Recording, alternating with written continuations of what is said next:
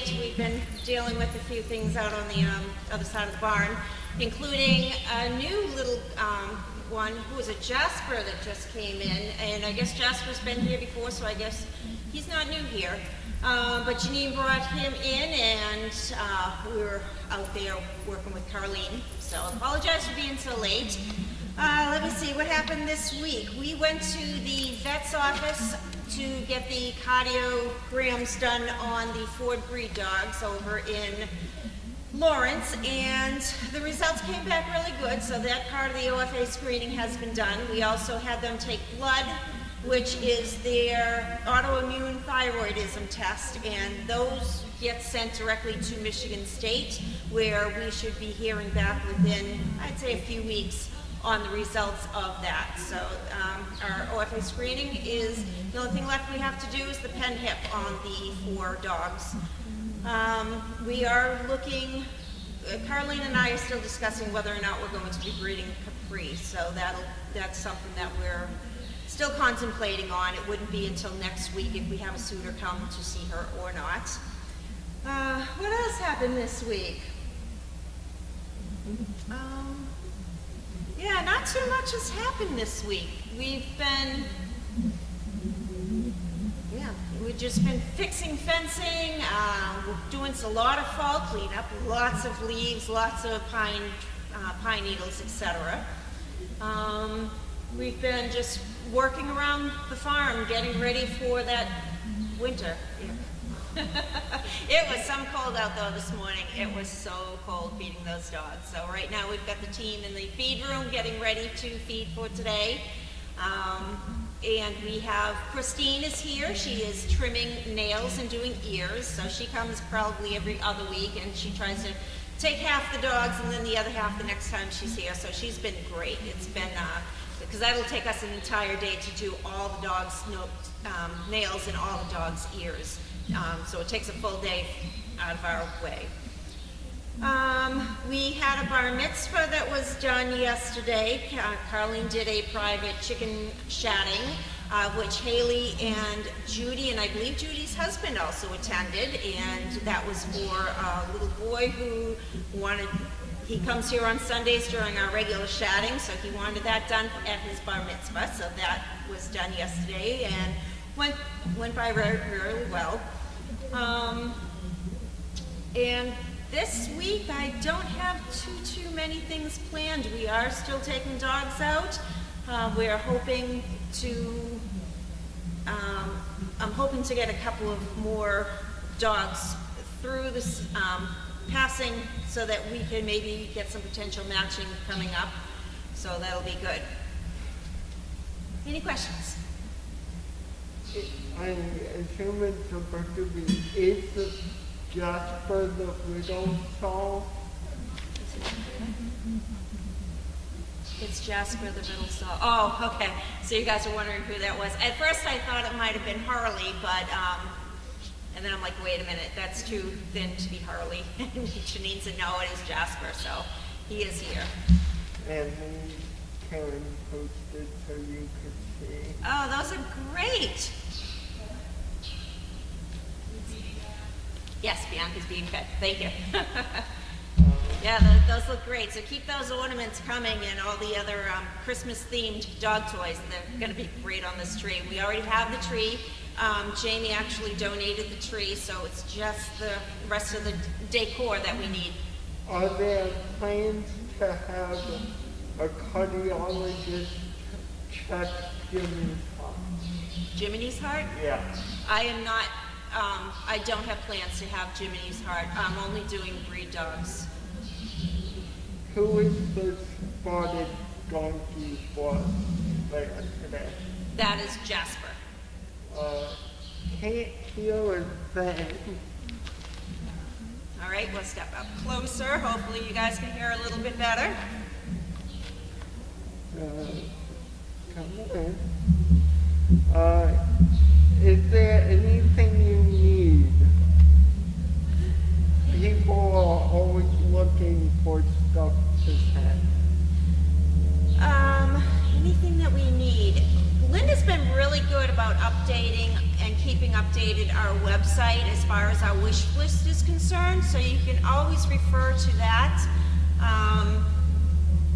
Yeah, there's nothing that I can think of offhand, but if there is, I will definitely at one of these talks reach out to everybody. Was Wilson from a large litter? That could be a reason he is small. Okay, so the story of Wilson, Caroline has it partially right. There was a woman who is a veteran. I believe she was in the Air Force. She contacted me one day and said that she has purchased a Great Dane puppy. I believe she was from Georgia, so I believe the puppy came from Florida. Purchased the Great Dane puppy because she felt that this dog had a higher purpose in life than to just be a pet. So she reached out to another company, a Canine Warrior, I believe it was, and offered the dog to them. They do not train Great Danes, so they gave her our name. She reached out to me to find out if that was something I'd be interested in, and I figured, you know what, why not? We wouldn't use the dog as stud service, however, might make a pretty good service dog, so we said sure. So she made all the arrangements as far as getting the dog to the vet, making sure the dog was updated on all the shots, and getting a transport company to bring the dog to us, which was great because I really didn't feel like driving to Georgia to pick up a dog, nor did I want to drive to Philadelphia to meet them halfway. So she had the dog brought here, and as you can see, Mr. Wilson is now with us. He is getting bigger. I don't know anything about the breeder. I don't know anything about the litter. I just know what I've told you. She reached out to us and felt the dog had a bigger purpose in life, to be a service dog, and that is what we are going to try to see if Wilson will become a service dog. I hope so. He's a sweetheart. He is really sweet. He's little right now, but he's only 8 weeks. I don't know what the dam and sire look like. So that's the story of Wilson. The dogs in 10 were eating fluffies, FYI. Thank you. I'm going to look at that. If they were eating, if they were tearing them up, that's one thing. If they were consuming them, that's another thing. We'll have to pull them out. Okay, you can hear a lot better. Great. I think I just heard a tree crash. That no hatches out.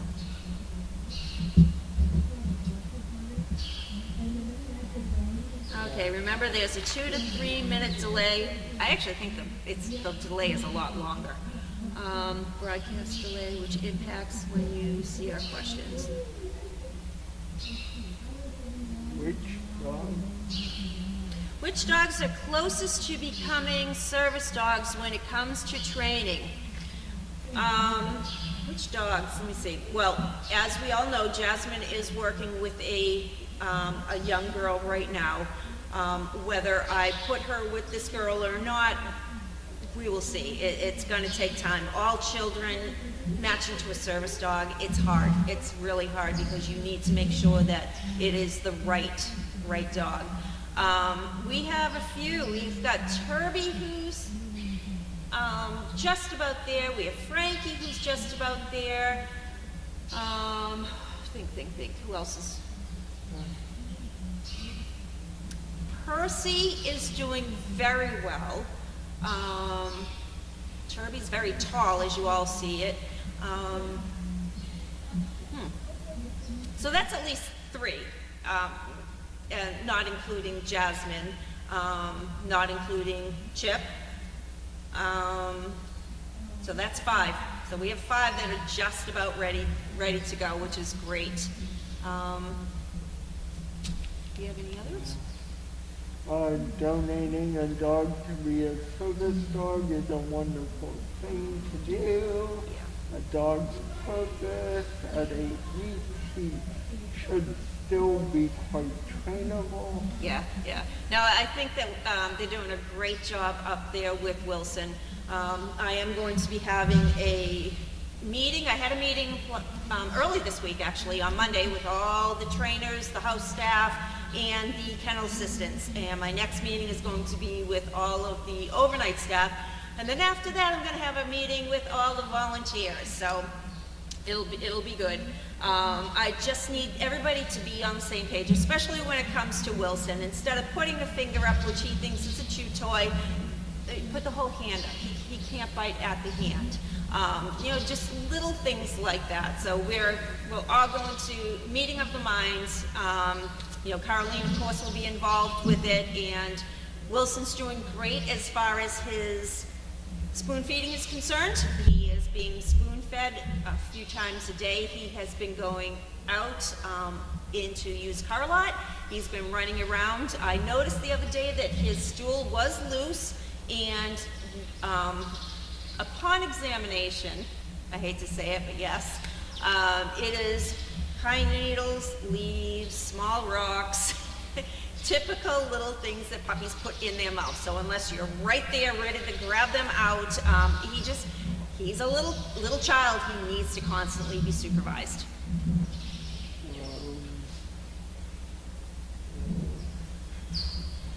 No fluffy eating, so just one flavor. Oh, good. So they're not eating the fluffies, they're just ripping them up. And ripping is fine. I'd rather have them rip up a fluffy than rip up the carpet, as long as they're not eating it. Someone answered that. Do you have the dogs undergo a vet exam before placement? Yes, every dog that I place out, even if the dog is a pet, it goes to the vet, it has a full examination, and it also has a full blood panel done, along with some vets call it a profile, other vets call it a chemistry, where they check the internal organs to make sure that everything is working fine. And it gives us a baseline. So they also go out with a contract on them that every year they go to the vet for their annual examination. Elijah can attest to this. And at that point, they also have a full CBC panel done with profile so that we can, and they come here. We have our advisor vet, who's George Meyer. If I look at apples and apples and I'm comparing the two, if I have any slight difference in either one of those reports, then I go to him, he re-looks at it, and from there, we can see something's going on, and George will then consult with me as far as what's going on, what's the next step. So if we see any dog happen to have any issues, we will know each year we're going to be looking at them. So we have a baseline, and every year we're going to have updates. Do you have a specific volunteer coordinator right now? That was previously Pam's job. Right, Pam was a great volunteer. So we don't have a coordinator. We do have an app that we're using now for volunteers. For those who want to volunteer on a regular basis, they actually, on our website, there is a section there for volunteers. There is an email address. They would click on that and they can just write out, hey, I'd like to volunteer. They're going to immediately get a response back, bounce back to them, that's going to say two ways of volunteering. Either A, you can just come to the farm if you're looking to volunteer whenever. It doesn't have to be on a regular basis. You just want to show up whenever. Just show up whenever and come down, find somebody, tell them that you're volunteering, sign in at the welcome hut, and just come down and we will give a task for somebody to do.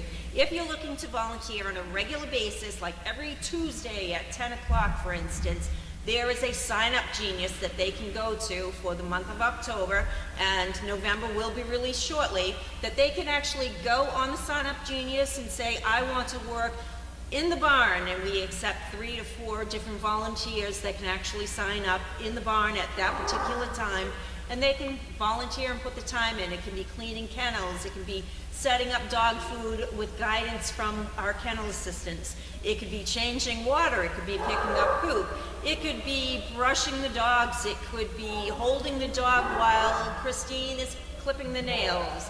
It could be anything at all.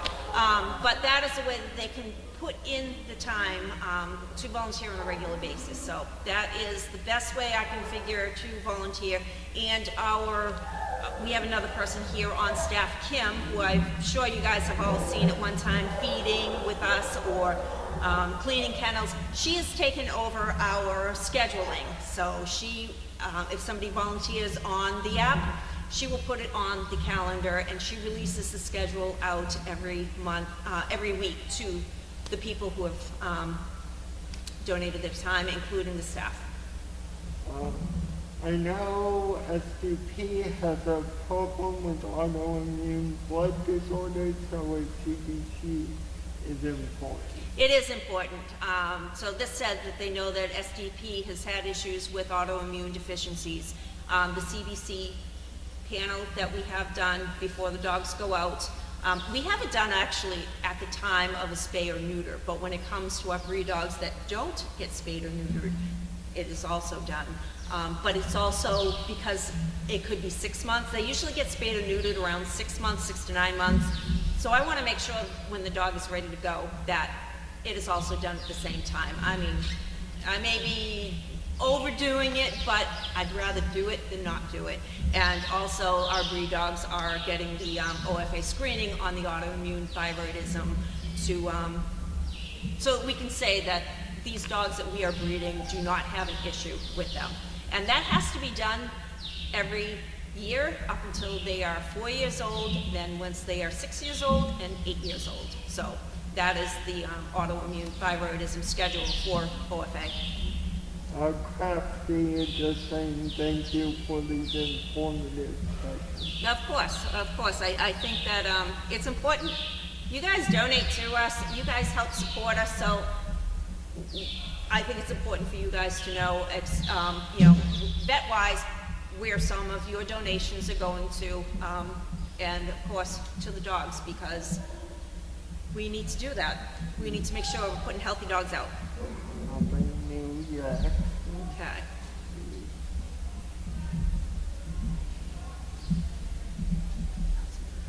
Yeah. Oh, I don't know if you've been here in a winter woman, right? Oh yeah. Oh yeah. Oh yeah, that's scary. So Elijah was saying, I don't know if in the wintertime when there's snow up on the roof and then the sun comes out and hits it, the avalanche sound that comes sliding down here. When we feed the dogs out here, the dogs are even like, what was that? Some of the looks that we get is priceless. Nothing new. Okay. All right. Well, we'll give it another minute, see if you guys have any more comments. And again, I apologize for being so late. It's awful to say, but sometimes when Carlene sees me, I have to stop, I have to talk to her, and sometimes she gets a little bit too chatty, and I say, I gotta run, and yeah. Sometimes I can't hide.